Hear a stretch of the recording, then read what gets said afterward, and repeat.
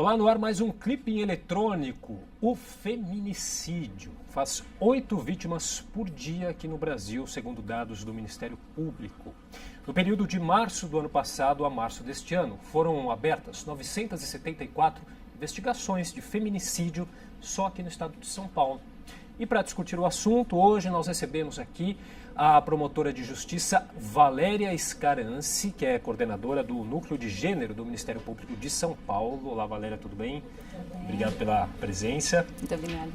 Também com a gente aqui a Olaia Hanashiro, que é consultora sênior de projetos do Fórum Brasileiro de Segurança Pública. Olá, Olaia, seja bem-vinda também. Obrigada. Completando nossa mesa, a doutora em Direitos Humanos, a Maíra Zapater, tudo bem? Boa tarde. Boa tarde, obrigado pela participação também. E lembrando que você que está nos assistindo também pode participar enviando a sua pergunta para o telefone 3311-3396-4944 ou em nossa transmissão ao vivo no Facebook, pelo facebook.com/Câmara São Paulo. Bom, e para começar aqui o nosso debate, o nosso programa, eu gostaria que vocês aqui fiquem à vontade, explicassem quais são os critérios que diferenciam o homicídio de uma mulher do feminicídio. Fiquem à vontade, quem gostaria de começar? Valéria? Vamos lá. Bom, o feminicídio ele é a morte de uma mulher provocada justamente por ser uma mulher, né? O diferencial é esse, a mulher morre como o capítulo final de uma história de violência, de crueldade e de submissão. É muito importante usar essa categoria, falar em feminicídio como diferencial, como uma categoria de análise. E essa categoria traz em si uma mensagem implícita de que é uma morte evitável. Justamente por ser um caminho de violência, você pode interferir nessa história e evitar a morte. Quer dizer, o feminicídio é o resultado final, o assassinato, mas é uma violência que começa muito antes, é isso? Via de Violência regra, contra a mulher, né? Estatisticamente, quando a gente estuda os casos de feminicídio, que muito frequentemente decorrem de violência doméstica, principalmente, não da violência praticada por estranhos, mais comum é que ele aconteça dessa forma, mas não vem uma previsão na lei de que precisa ser caracterizado esse percurso de violência com um resultado final. Estatisticamente, é isso que a gente observa quando estuda esse tipo de caso. E quer dizer, ele acontece normalmente, então, no ambiente familiar, dentro de casa? Porque normalmente o feminicídio tem essa característica de um ódio à mulher, ou um desprezo, uma dominação, uma ideia de que a pessoa é propriedade de outra, né? Acontece nessa condição de ser mulher. Então, ela envolve uma série de outras questões, e por isso que a gente fala de outras violências que vêm antes. Normalmente, quando a gente tem esse desfecho fatal, a mulher já passou por vários tipos de violência, não só a agressão física. Ela já passou por uma agressão, uma violência moral, uma violência psicológica, uma violência, às vezes, patrimonial. Então, assim, tem uma série de tipos de violência que acabam vindo junto com a maioria dos crimes de feminicídio. Nem todos. Às vezes você tem, é mais raro, mas tem também o feminicídio cometido por algum estranho pelo fato de ser uma mulher, pelo ódio, o desprezo, naquele momento, à figura da mulher. Isso acontece. Mas a maioria dos casos, estatisticamente, realmente acontecem no âmbito doméstico, familiar. Então, quando acontece nesse âmbito, a mulher já passou por uma série de outros tipos de violência. E como disse a Valéria, era evitável, porque essa mulher ela já teve outras situações, várias, de violência. Então, quando ela chegou, houve esse desfecho fatal, a gente falhou nesse socorro a essa mulher. Ou ela não teve condições de pedir, porque a gente falhou em condições de ouvir, atendê-la adequadamente, a gente afastou essa mulher de um pedido de socorro, não? Ou a gente não soube ajudar, ela pediu ajuda, né? Porque as mulheres, muitas delas morrem gritando, elas pediram ajuda e a gente não conseguiu dar nenhum tipo de ajuda. Quando eu falo a gente, o Estado, né? A sociedade, essa rede que a gente precisa fortalecer de atendimento à mulher.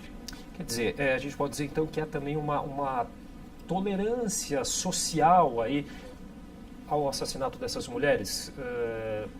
Eu digo, um não reconhecimento devido da gravidade dessa violência? Com certeza. O feminicídio ele tem vários tipos de feminicídio a gente tem, né? Tanto o feminicídio acontecido num contexto de crime organizado, o feminicídio íntimo, que a gente está falando que é a maior incidência. Mas, em geral, a violência contra a mulher ela é imobilizada, né? As pessoas não enxergam a violência contra a mulher até que aconteça uma violência mais grave, a morte. Então a mulher diz o tempo todo: eu sofro violência, eu preciso de ajuda. E muitas vezes não se acredita na mulher ou não se acredita na palavra da mulher, até que ela tenha uma marca evidente ou que a violência seja grave. Então esse é o grande problema de se enfrentar o feminicídio. Não se acredita na mulher, não se acredita na palavra da mulher, ou pior, se culpa a mulher pela violência, né? Ainda há julgamento pela honra. Então, realmente há necessidade de se mudar a forma de pensar e também se estruturar a rede para que essa rede saiba atender essa violência que é tão difícil de compreender, que é a violência de gênero. E como que nós estamos amparados em relação às leis para essa questão do feminicídio? A gente tem o feminicídio como um crime previsto no Código Penal brasileiro desde 2015, né? Muitas vezes chamado até de crime passional, né? Mas o crime passional, esse sim não existe no Código Penal. A gente tem duas boas leis, a Lei Maria da Penha, que é de, 2006, e a Lei do Feminicídio, que é de 2015. Elas são importantes para visibilizar essa questão. A Lei Maria da Penha, ela distingue esses vários tipos de violência, inclusive muitas vezes até mesmo as mulheres não se identificam inicialmente numa situação de violência. A Lei do Feminicídio, ela dá essa qualificação ao homicídio, que é importante. A gente ainda tem registros muito baixos, a gente fala dos números, mas a gente imagina que sejam muito maiores, porque é uma lei relativamente recente e ainda há muitos casos que são registrados como homicídio comum e não com essa qualificação de feminicídio. Mas eu acho que é importante dizer que só a lei não basta. Essas leis são fundamentais, elas são importantes, mas para a gente realmente mudar essa situação, a gente precisa trabalhar com prevenção, e a prevenção passa por educação de gênero. Sim. Então a gente tem uma questão imediata, que é o do atendimento às mulheres em situação de violência hoje em dia, agora, nesse momento, e o muito importante, que é a educação de gênero. Sem isso, a gente vai continuar falando dessa situação absurda que a gente vive. Só complementando o que as colegas colocaram em relação à legislação que você mencionou, e citou a questão do crime passional. As mortes de mulheres por parceiros, que é o mais frequente, por muito tempo no direito, embora nunca tenha estado na lei, isso nunca constou, nem de Código Civil, nem de Código Penal, existia uma construção dos julgados de dizer: este homem matou por amor, matou por paixão, defendeu a sua honra, a legítima defesa da honra, que até muito pouco tempo atrás era aceito como defesa no júri. A gente está nesse momento de transformação de mentalidade, que acho que a lei mostra mais isso. Inclusive, prevê redução de pena, né?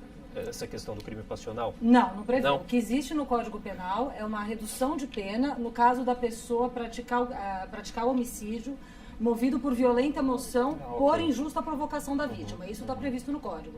A questão é que essa disposição acabava interpretada por juristas como sendo: o ciúme provocado por uma mulher acaba causando essa violenta emoção, e isso poderia causar redução de pena. E aí teve casos de condenações bastante baixas, que as pessoas receberam sursi, ou seja, não precisaram cumprir a pena imediatamente.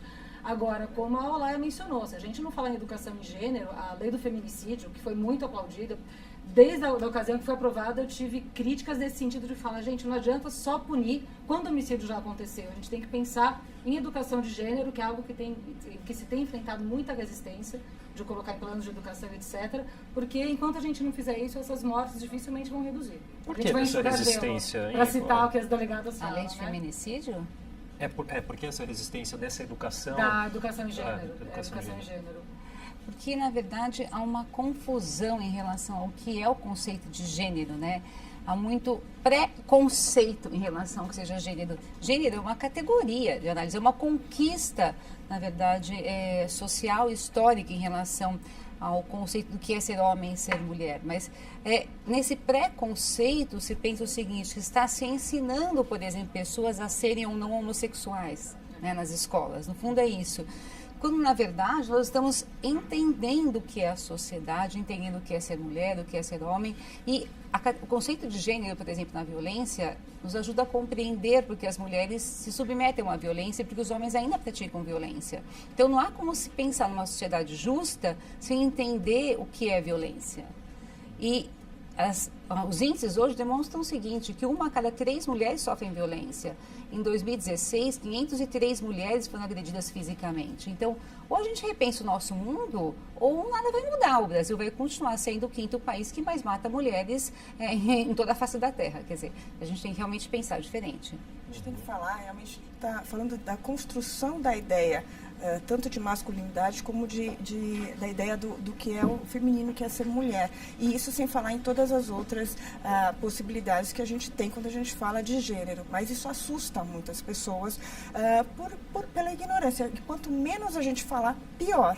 Então, o medo gera uma reação de ignorância, de violência e de intolerância a qualquer pessoa que se manifestar, se expressar de forma diferente. Quando a gente fala em educação de gênero, a gente está falando principalmente de equidade de gênero, de mostrar que todos têm os mesmos direitos, que devem ser respeitados da mesma maneira. E quando a gente fala de educação de gênero na escola, é claro que a gente também tem uma confusão com a educação sexual, que também é importante, mas é óbvio que a gente vai falar de acordo com a idade que cada criança tiver, que cada fase de desenvolvimento e aquilo que ela tem capacidade de absorver. E é melhor que ela tenha de uma maneira correta do que uma maneira distorcida que a gente acaba vendo em várias, seja por uma música, televisão. Então, a educação é fundamental e as informações corretas. Mas, basicamente, a gente está falando da ideia do respeito ao ser humano. Sim. E a ideia de que as mulheres não são propriedade. O corpo pertence à mulher, não é propriedade de ninguém, e essa mulher não vai ser propriedade nem dela sendo filha, irmã, amiga, cunhada, namorada. Ela é um ser humano que tem que ser respeitado em sua plenitude. E é isso que a gente está falando. Eu acho que a resistência é ainda uma ignorância em relação ao que significa a educação de gênero. E é isso, é a questão do respeito ao ser humano. E a gente está falando de gênero porque a gente está falando dessa situação específica de violência, no caso, hoje o tema é contra a mulher. Mas é isso, a gente precisa conversar mais. E de acordo com a idade. E tão importante desde pequenininho, porque desde as pequenas brincadeiras, do carrinho para o menino, da boneca para a menina, e do que a menina pode, o que ela pode fazer, o menino não pode chorar, o menina não tem que aceitar e tem que ser compreensiva. E todos esses papéis sociais que a gente vai dando para as crianças, isso tem uma consequência. E da maneira como isso vai aumentando, se exacerbado, da maneira que vai se desenvolvendo, adquirindo uma série de outras coisas que vão sendo agregadas a esses papéis, é que a gente tem uma situação tão dramática e tão difícil de mudar. Então, isso é importante desde pequeno na escola. Recentemente, eu não me lembro agora onde eu vi, mas um daqueles joguinhos, assim, de livrinhos de ligar pontos e diferenciado para menino e para o menino, não sei se vocês viram. Para o menino era super difícil caminhar, e o complexo, e o da menina ali fazia 2 voltinhas ali, já chegava no final, mostrando claramente. Ou seja, inteligente, né? São vários os produtos que têm além da distinção de gênero, totalmente descabida, mas com essa distinção hierarquizada mesmo, né? Quando a gente vê livros do tipo piadas para meninas, piadas para meninos, de cada um tratando pejorativamente o outro gênero, então tudo isso fomenta essa cultura que a gente só poderia desconstruir por meio de uma educação. Sabe uma coisa que eu achei interessante? Por muito tempo nós dizíamos que a questão de gênero só escravizava as mulheres. É verdade, as mulheres morrem dentro de casa, em regra nas mãos dos seus parceiros, mas o gênero também escraviza os homens, também impõe padrões que aprisionizam os homens. Por exemplo, os homens são obrigados a serem valentes, másculos, cumprirem determinados papéis. E esses papéis também colocam os meninos em situações de risco. Brigas nas escolas, acidentes de veículos, a morte nas ruas. Então, dando um exemplo, por muito tempo eu fiz plenários do júri com promotora de justiça e eu pensava o seguinte: nossa, mas que morte banal, que morte banal, que morte por motivo corriqueiro. Depois que eu fui entender, isso há muito tempo atrás, que essas mortes, na verdade, foram mortes por questões ligadas à masculinidade, do tipo, homem não leva tapa na cara, homem não aceita desaforo, homem não pode brigar por isso. Então, na verdade, não foram motivos banais, foram homens aprisionados por um papel relacionado à masculinidade. Então, aquele menino que, por exemplo, foi atacado no metrô, porque ele desferiu um tapa na cara numa briga no metrô. Na verdade, ele foi atacado porque aquele outro homem pensou, homem não leva tapa na cara. Sim. Então, os homens também estão aprisionados por essa violência. Então, a gente tem que repensar a sociedade para libertar todos e todas desses vínculos, dessas amarras que impõem essas obrigações de tomar satisfação para os homens e para as mulheres serem submissas. É letal para os dois lados, né? Os Violência dois de lados. gênero não é violência contra mulheres. É contra a É sociedade violência toda. por motivação de gênero. É muito letal para os homens. Como a Valéria lembrou, são as duas primeiras causas de morte de homens jovens é disparo de arma de fogo e acidente de carro. Isso diz respeito a um padrão de masculinidade, que é mortal também. Com certeza. Bom, olha, a gente tem um comentário aqui que chegou da Regina Menezes, que ela diz o seguinte: faltam punições severas para o agressor. Aí, claro que na opinião dela, infelizmente a Lei Maria da Penha não ajuda muito. E aí eu já pergunto para a gente tentar deixar um pouco mais claro as diferenças entre a Lei Maria da Penha e a Lei do Feminicídio. Olha, comentando, Regina, a pessoa Regina que... Menezes. Isso. Respondendo para a Regina em relação à punição. Eu estou trabalhando num primeiro levantamento das sentenças de feminicídio aqui em São Paulo.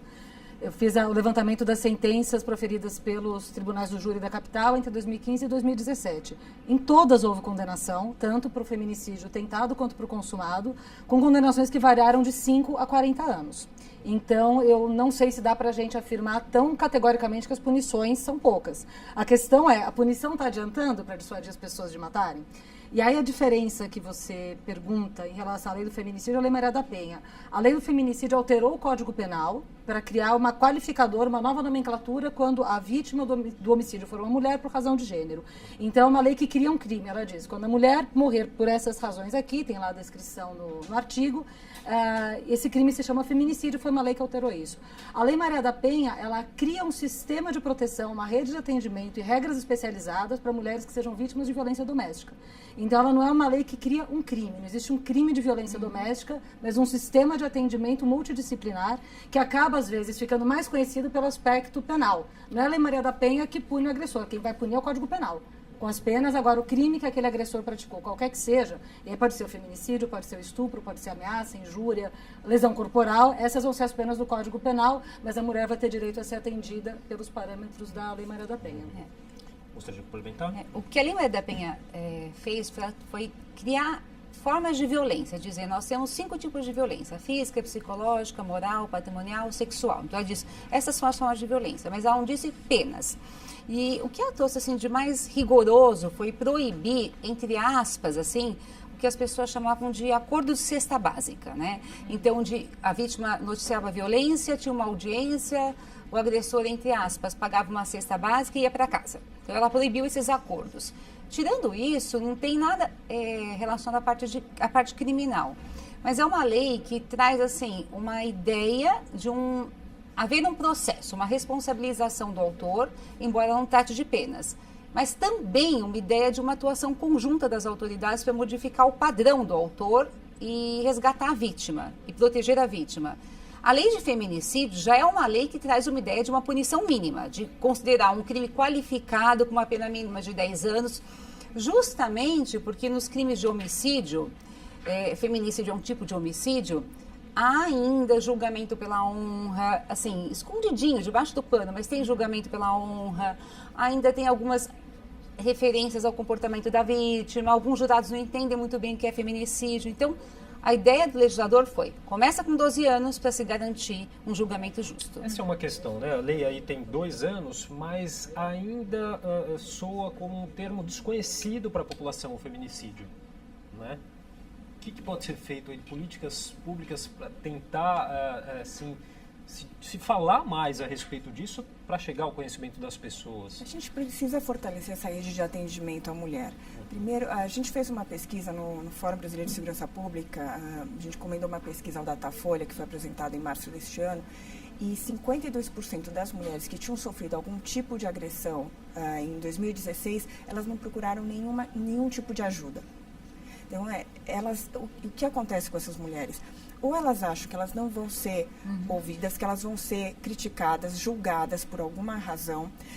Normalmente, quando se dá no âmbito doméstico familiar, tem uma complexidade muito maior, porque envolve, são relações afetivas, às vezes tem os filhos, tem uma questão também de dependência, às vezes patrimonial, né, a questão financeira, tem uma série de outras questões. Então, é muito difícil, às vezes, para essa mulher conseguir pedir ajuda e perceber que ela vai poder ser acolhida, ser ouvida e ser atendida. Então, essa rede realmente precisa ser fortalecida. E a entrada, muitas vezes, talvez ela não deva ser, talvez não, ela não deva ser somente pela polícia. Ela tem que ter uma entrada também pelo sistema de saúde, que precisa entrar mais, conversar mais com essa rede. A gente sabe que tem gente fazendo esse atendimento, mas essa rede precisa estar mais articulada, porque normalmente é o caminho mais natural. Essa mulher vai procurar primeiro, nas primeiras agressões, um sistema, um sistema de saúde. E é ali onde ela pode começar a ser acolhida e orientada quais são as possibilidades que ela tem, o que ela pode fazer, porque muitas mulheres não sabem a quem pedir ajuda.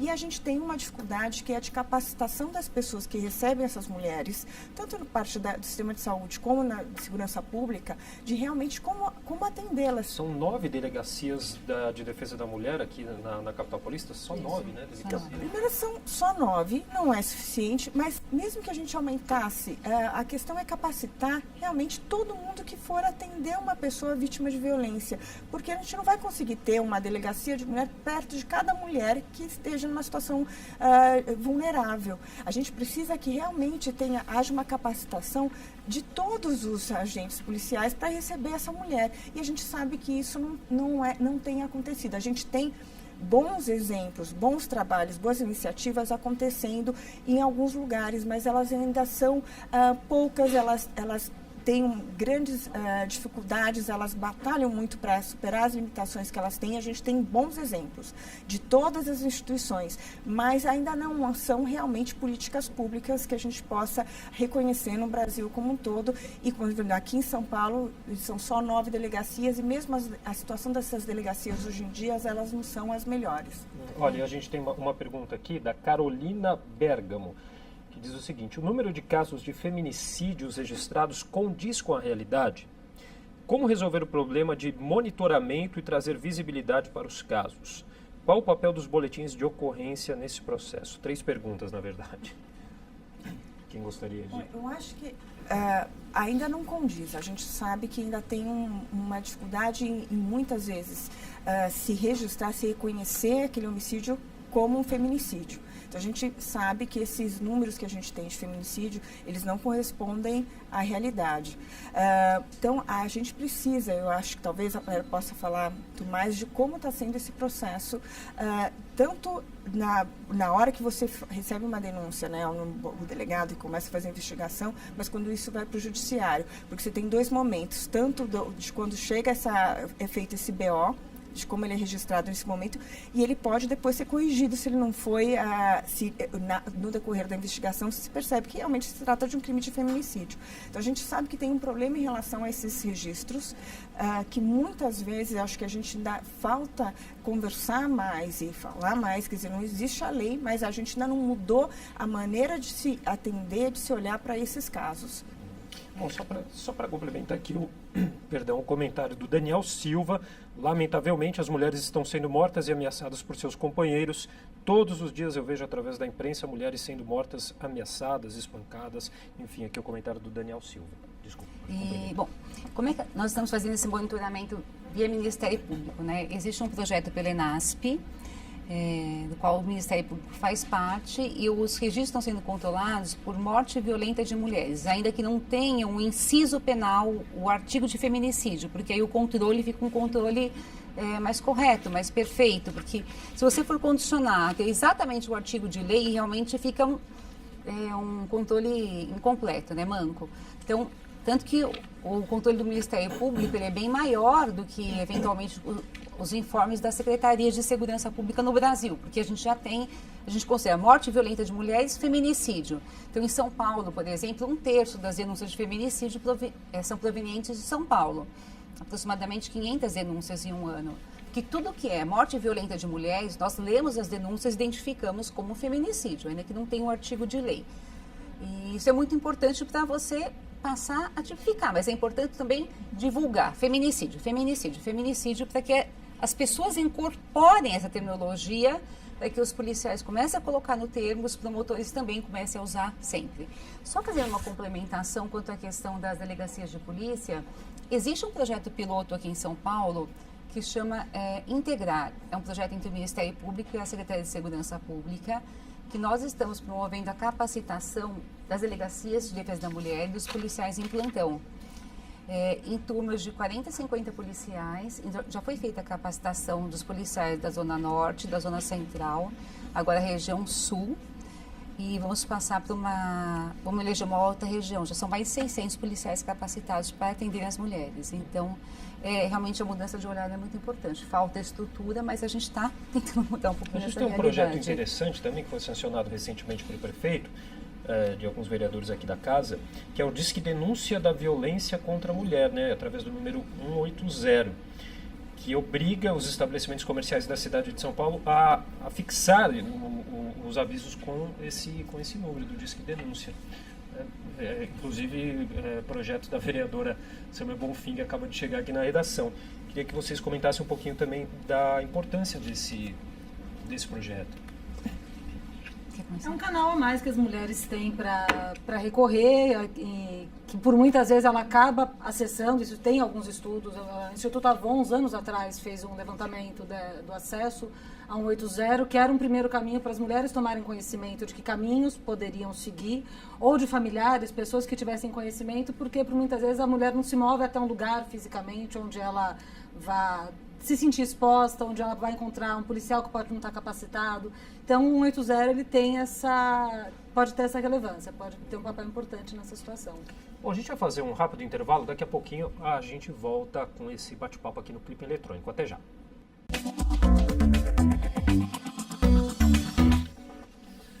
Estamos de volta com o Clipe Eletrônico, hoje falando sobre o feminicídio, aqui com a participação da Valéria Scarance, que é coordenadora do Núcleo de Gênero do Ministério Público de São Paulo, a Olaya Hanashiro, consultora sênior de projetos do Fórum Brasileiro de Segurança Pública, aqui do meu lado esquerdo a Maíra Zapater, doutora em Direitos Humanos, e agora, completando a nossa mesa, a vereadora Samia Bonfim, do PSOL. Tudo bem, vereadora? Tudo bem, muito obrigada. Desculpa, possa conseguir chegar aqui agora, mas depois eu vou me atualizar do debate anterior que já aconteceu, que eu tenho certeza que foi de muita qualidade, tendo em vista as componentes aqui. E a gente falava justamente, antes do intervalo, desse projeto de lei que foi sancionado pelo prefeito, que é o Disque Denúncia, aliás, que obriga, né, os estabelecimentos comerciais da cidade a fixar os avisos do Disque Denúncia da Violência contra a Mulher através do número 180, é isso, né, vereador? Sim, sim. Foi um projeto de lei que a gente pensou em desenvolver, principalmente tendo em vista os casos de subnotificação das denúncias da violência contra a mulher. Pode ser, muitas vezes, por uma questão de medo, de vergonha, de constrangimento, mas é fato que boa parte da população também não sabe quais são os caminhos já conquistados para conseguir formalizar essas denúncias. E não necessariamente a vítima precisa ir até uma delegacia da mulher, que não necessariamente o atendimento vai ser adequado. Muito pelo contrário, às vezes isso significa mais uma violência, tendo em vista a não formação dos profissionais que estão presentes nesse espaço. Então, o Disque 180 é um canal importante, porque pode orientar as mulheres. Aqui em São Paulo, a gente tem uma rede de enfrentamento à violência que é muito interessante, que apesar de estar passando por alguns processos agora de corte orçamentário, possibilidade de fechamento de alguns espaços que foram constituídos, eles conseguem receber muito bem essas mulheres, dar o devido encaminhamento, tem conexão também com o próprio Ministério Público, enfim, com todos os meios necessários para dar esse amparo para as mulheres. Então, é uma forma de, além de divulgar um instrumento que já existe, de ter mensagens na afirmativa, né, para as pessoas denunciarem a violência contra as mulheres, porque acho que também é parte do nosso papel. Existem tantas propagandas e mensagens que reforçam a violência. A ideia é tentar fazer o caminho oposto, é ter uma propaganda e uma mensagem que convence as pessoas a não serem violentas e a não seguirem reproduzindo o machismo. É um passo, né? Mas a gente tem muito que avançar ainda no âmbito do poder público para conseguir garantir o mínimo de estrutura para combater a violência, de fato, contra as mulheres, né? Valéria, você queria colocar alguma coisa sobre essa questão? Eu acho extremamente importante a divulgação desse canal de denúncia, porque muitas mulheres não têm condições de noticiar a violência em razão dessa repetição da violência que gera uma fragilização mesmo da mulher, né? O que a gente chama de síndrome do desamparo aprendido, que ela não consegue reagir muitas vezes.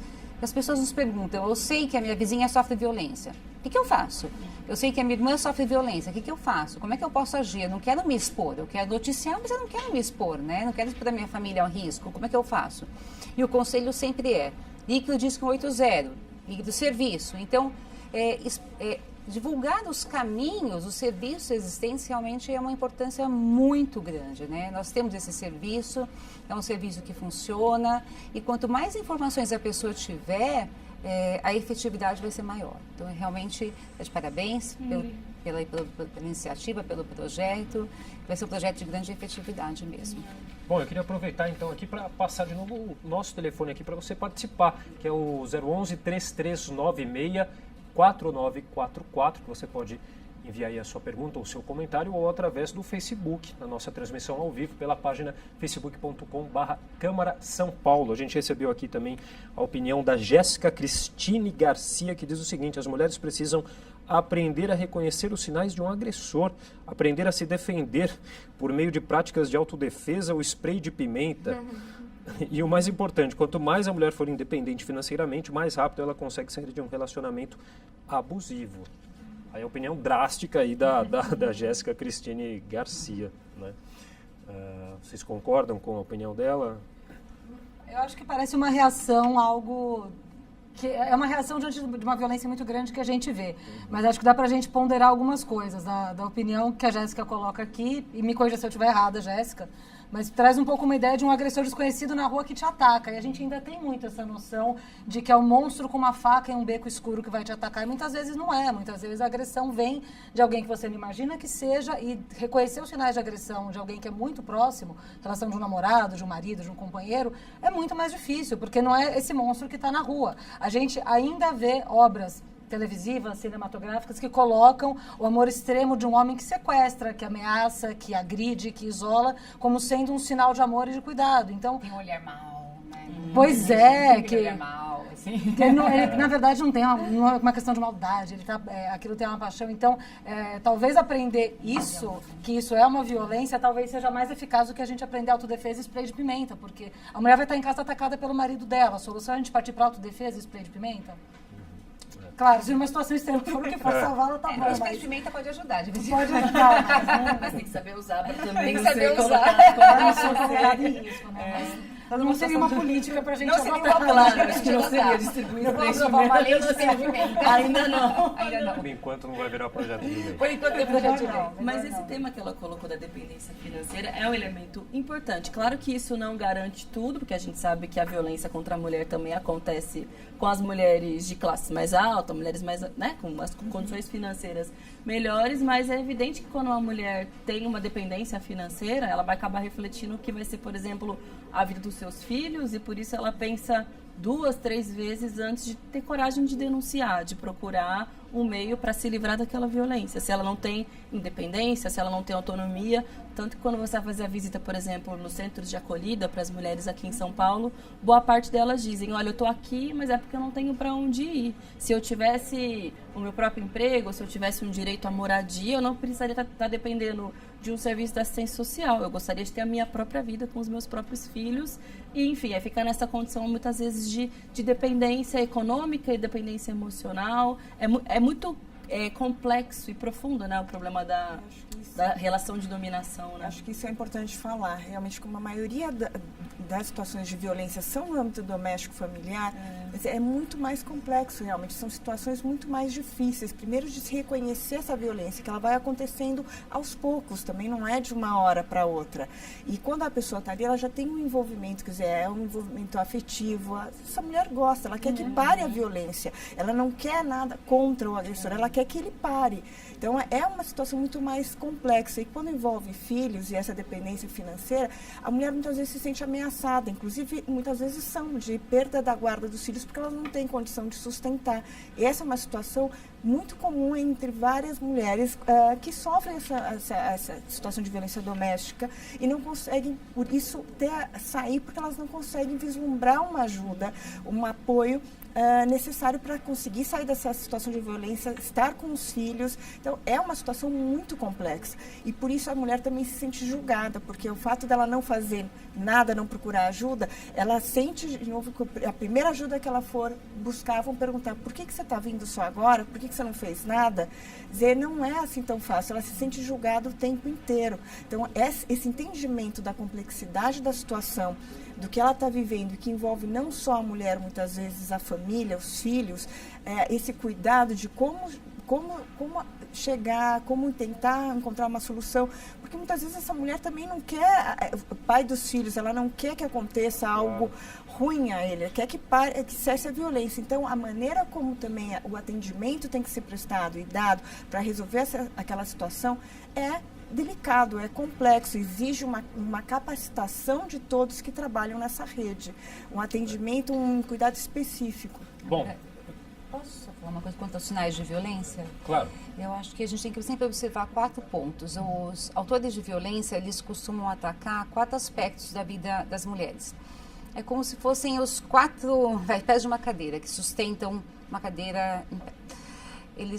Para que eles vão fragilizando essa mulher, inconscientemente mesmo, ela não consiga se sustentar. Em regra, eles vão afastando a mulher da família, não declaradamente, mas assim, com colocações do tipo: essa família atrapalha a nossa relação, interferem, afastam a mulher do seu círculo de amigos, ou a família de extensão, que a gente chama, de tudo que se refere à independência, seja estudo, seja trabalho. E o golpe fatal é sempre a autoestima. Então, ele faz com que a mulher se sinta péssima. Feia, não inteligente, burra, incapaz. Então, por isso é que a mulher vai ficando tão fragilizada que ela não consegue sair da relação, porque ela não está próxima da família, ela não está próxima de amigos, ela não tem independência e ela não tem autoestima.